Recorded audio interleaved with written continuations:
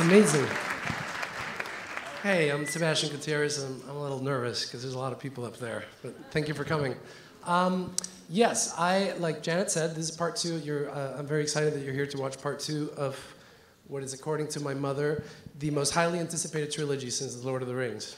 And I told him, absolutely, we can make a movie for very little money in 10 days. And so we grabbed the 7D Canon camera. Anybody could rent one of these or borrow one of these, and they use film lenses. So the problem with high-def video is that everything's in focus, so it looks like video. If there's anybody here from Canon, I would love to get one for free, because I always read about Steve Soderbergh. They're always giving him red cameras, you know, and I know Steve Soderbergh's manager, and maybe I can write to him and he has a connection, go like, maybe a 7D for Sebastian. It's like $1,600. I mean, what are they gonna do with that?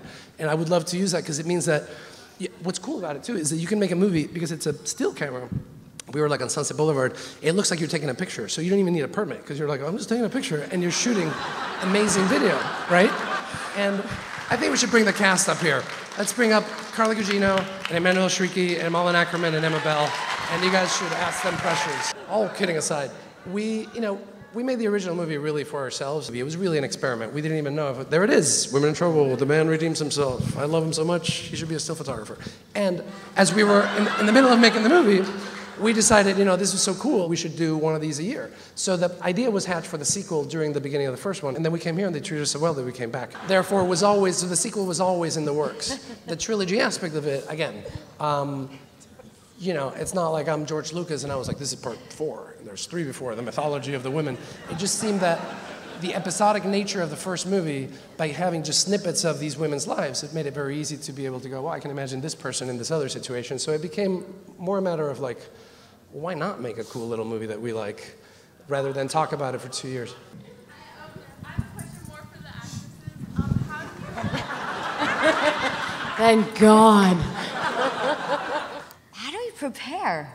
Certainly for the striptease scene, we were all kind of, come on, that striptease scene, right? Really? You know what?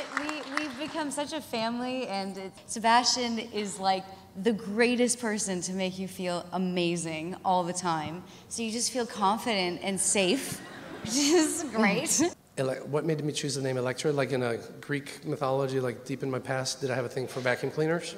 It just sounded good to me. Like a lot of the stuff that I write, at the risk of sounding very pretentious, is like, I don't know where it came from. Like, Elektra Luxx sounds pretty funny to me. Let's go with that. I knew there was a follow-up question. Your name is Elektra. Yes. You thought it was about you. I feel kind of weird telling you in front of everybody. No, you have a great name. I love your name. That's why.